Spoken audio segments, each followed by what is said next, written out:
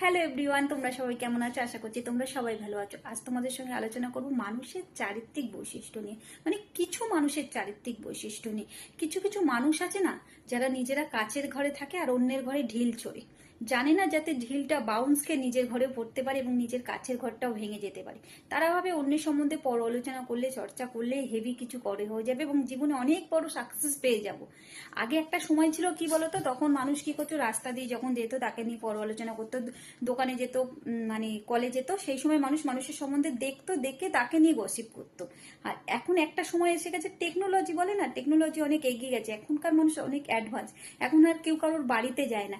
এখন কি করে বলুন তো, যদি নিজের কোনো কাজ না থাকে, তাকে অন্য কাজ কর, মানে নিজের টাইমটাকে কিভাবে কাটাবে, হাতে একটা ফোন নিয়ে নেবে এবং অন্যের ভিডিও দেখবে বা অন্যের কিছু দেখে তাকে সার্চ করে করে দেখবে, কোথায় আছে, ফেসবুকে খুঁজবে, ইনস্টাগ্রামে খুঁজবে, ইউটিউবে খুঁজবে, তার আইডিটা খুঁজে দেখবে কি করছে না করছে, তাকে ফলো করবে। মানে তাকে ফলো, লাইক, কমেন্ট করবে না, তাকে সার্চ করে করে বারবার দেখবে সে কি করছে, কি ভিডিও ছাড়ছে, কি করছে, এবং সেটা নিয়ে গসিপ করবে, আরেকজনের সঙ্গে আলোচনা করবে, আরেকজনের সঙ্গে গেল তার বাড়ির অন্য কারোর সঙ্গে আলোচনা করবে। মানে এটা হলো এখন ট্রেন্ডিং, মানে চলছে। কিছু কিছু মানুষ করছে, সবাই না, সবার কাছে এত টাইম নেই মানে যে অন্যকে নিয়ে গসিপ করে। এখন প্রত্যেকটা মানুষ খুব ব্যস্ত, যদি টাইমও না থেকে থাকে না, নিজে কিছু করার চেষ্টা করে। তো যারা যারা ভিডিও বানাও, রিল করো, মানে ফেসবুকে ছাড়ো বা ইউটিউব, ইনস্টাগ্রাম করো না, তাদের দেখবে এইরকম পরিচিত সার্কেলের মধ্যে কিছু মানুষ তুমি দেখতে পাবে, যারা তোমার ভিডিও দেখবে, দেখে অন্যের সঙ্গে আলোচনা করবে সেটা নিয়ে, এবং তোমাকে লাইক, সাবস্ক্রাইব, কমেন্ট করবে না, তুমি কি করছো তোমাকে ফলো করবে। তো এই ধরনের সমস্যা যাদের হয় তাদেরকে আমি একটা কথাই বলবো, লোকের কথা না ভেবে, লোকের কথা না চলে, নিজে যেটা ঠিক মনে করবে সেটাই করো। লোকে কি বললো, লোকে কি করলো তাতে না ভেবে। কেন, এদের কাজ হচ্ছে বলা। আগে ঘরে এসে বলতো, রাস্তা দিয়ে গেলে তুমি কি করছো, কি পড়ে যাচ্ছ সেটা দেখে বলতো। এখন তো আর যদি না দেখতে পায়, এখন ফোন আছে, ফোনে দেখবে, ফোনে সার্চ করবে তোমার আইডিটা, সার্চ করে তুমি কি করছো না করছো, তোমার কুষ্টি বিচারের মতো সমস্ত কিছু দেখে নেবে এরা। তো এদের থেকে দূরে যদি থাকতে পারো, যদি কিছু বলে না, এক কান দিয়ে শোনো আর এক কান দিয়ে বের করে দাও।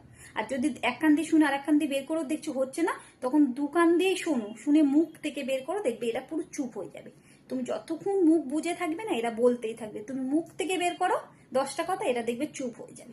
এই সমস্যা শুধু আমার না, সবার হয়, কম বেশি সবার হয়। যারা সোশ্যাল মিডিয়ায় কিছু ফটো, রিল পোস্ট করে এবং তাদের পরিচিত সার্কেল বাজে যদি কেউ দেখতে পায় না, বলবে কি রে, খুব তো ভিডিও চাচ্ছিস, খুব তো রিল বানাচ্ছে, এইরকম ধরনের বলে। মানে তার মানে কি, তোমাকে সে কিন্তু ওয়াচ করছে, তোমাকে বুঝতে দিচ্ছে না, কিন্তু তুমি যেটা করছো সেটা নিয়ে তারা গসিপ করছে। তো এদের থেকে দূরে থাকার একটাই উপায়, এদের থেকে ডিস্টেন্স মেনটেন করেও হবে না, এদের কথা জাস্ট কেয়ারই করবে না। না, একটা কথাই বলবো, ভাইরাস কি শুধুমাত্র ফোনে থাকে? এই যে ফোনে কি শুধুমাত্র ভাইরাস থাকে? ফোনে ভাইরাস থাকলে তো তুমি অ্যান্টিভাইরাস মেরে নিতেই পারবে, কিন্তু মানুষের মনে, কিছু কিছু মানুষের মনে যে ভাইরাসটা থাকে, সেটা কি করে করবে?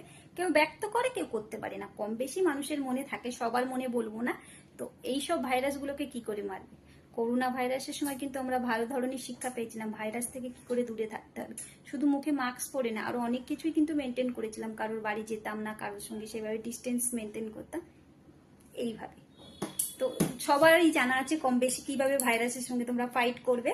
তো যাদের যাদের জীবনে এইরকম সমস্যা হচ্ছে বা হতে পারে, মনে করছো ভাইরাস তোমাকে অ্যাটাক করতে আসছে, তো নিজেও সেফটি থাকো, ভাইরাসকেও সেফটি থাকতে দাও, দূরত্ব বজায় রাখো, দেখবে সবাই ভালো থাকবে, তুমিও ভালো থাকবে এবং সেই মানুষটাও ভালো থাকবে। এবার যদি তারপরও দেখছো তোমার সঙ্গে একই ঘটনা ঘটছে, জাস্ট ইগনোর করো, আর কিছু এর সলিউশন নেই, জাস্ট ইগনোর করো। আজ এতটুকুই, বাকি কথা আবার অন্যদিন।